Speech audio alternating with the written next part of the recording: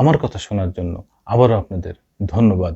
Doctor Yunus বলেছেন, আমরা শুধু নির্বাচন করার জন্যেই অন্তর্বর্তী সরকার হয়নি, আগে সংস্কার হবে, তারপরে যে নির্বাচন হবে। এর ফাঁকে আওয়ামী লীগ নির্বাচনে আসতে পারবে কিনা সেই বিষয়ে ডক্টর ইউনূসকে প্রশ্ন করা হয়েছিল। তিনি বলেছেন, অবশ্যই আওয়ামী লীগ নির্বাচন করতে পারবে, তবে বিচারের আগে নয়।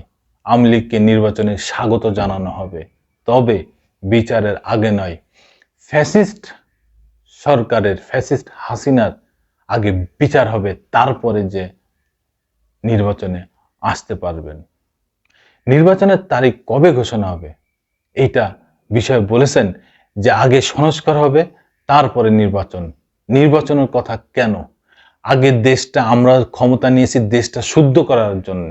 সব বিষয়, সব জায়গায় দুর্নীতি, অসহযোগ, তারপরে অরাজকতা, সব জায়গায় এইসব আগে সংশোধন হবে, সবকিছু দেশ থেকে দুর্নীতি দূর হবে, তারপরে যে নির্বাচনে যেই আসবে ক্ষমতায়, তাকেই আমরা ক্ষমতা বুঝিয়ে দিয়ে আমরা সরে যাব। আমরা স্বল্প মেয়াদের জন্য ক্ষমতায় আসছি।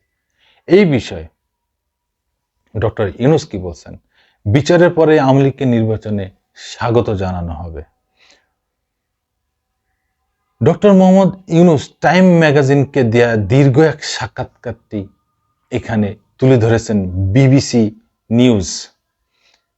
এই সাক্ষাৎকারে আওয়ামী লীগের নির্বাচনে ফেরা প্রসঙ্গে ডক্টর ইউনূস বলেছেন, আওয়ামী লীগকে নির্বাচনে প্রতিদ্বন্দ্বিতা করার জন্য স্বাগত জানানো হবে, তবে তার আগে জুলাই আগস্টের ছাত্র আন্দোলনে হতাহতের ঘটনায় জড়িত আওয়ামী লীগ ও তাদের সহযোগীদের প্রত্যেকের বিচার নিশ্চিত করতে হবে।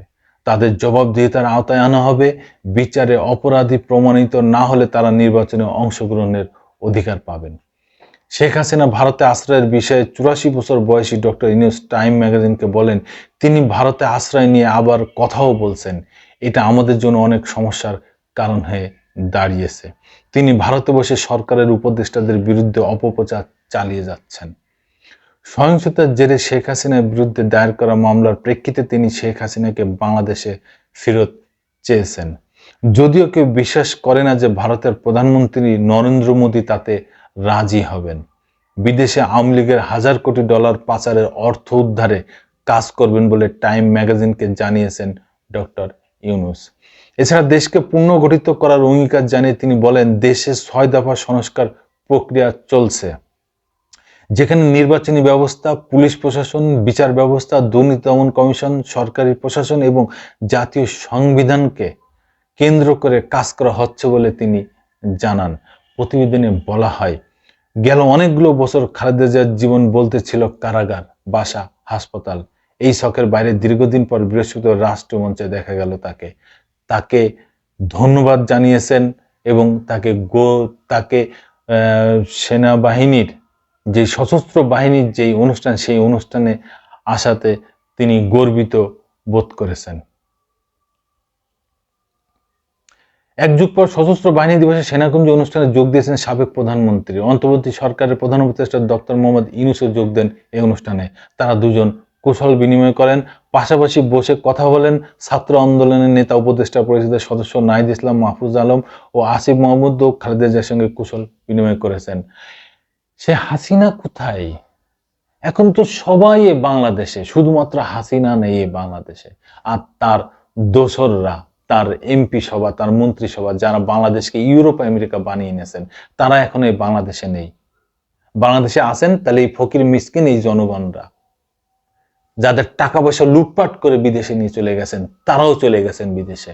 তারা আবার বড় বড় কথা বলেন, এই জনগণ আমার, এই দেশ আমার, এই দেশ আমার বাপ স্বাধীন করেছে, হ্যাঁ, কত কথা। কিন্তু তারাই এই জনগণদের রেখে পালিয়ে চলে গেছে, তারা তার দল রেখে পালিয়ে চলে গেছে, তারা তার নেতাকর্মী রেখে পালিয়ে চলে গেছে, সে তার মন্ত্রী সভা, এমপি সভা, ও তা মা সব রেখে পালিয়ে গেছে, তার পরিবার, তারাও সব পালিয়ে চলে গেছে রে ভাই। এই হচ্ছে জনপ্রিয় দল, এই হচ্ছে মুক্তিযোদ্ধার দল, এই হচ্ছে চেতনার দল, এই হচ্ছে কত কথা রে ভাই। সেই তকমাগুলো কোথায় রে ভাই? কোথায় হারিয়ে গেলেন আপনারা এই জনগণ রেখে? ধন্যবাদ। আবার আসবো দর্শক বন্ধুরা নতুন কোনো কথা নিয়ে, নতুন কোনো ঘটনা নিয়ে। আমি প্রিন্স।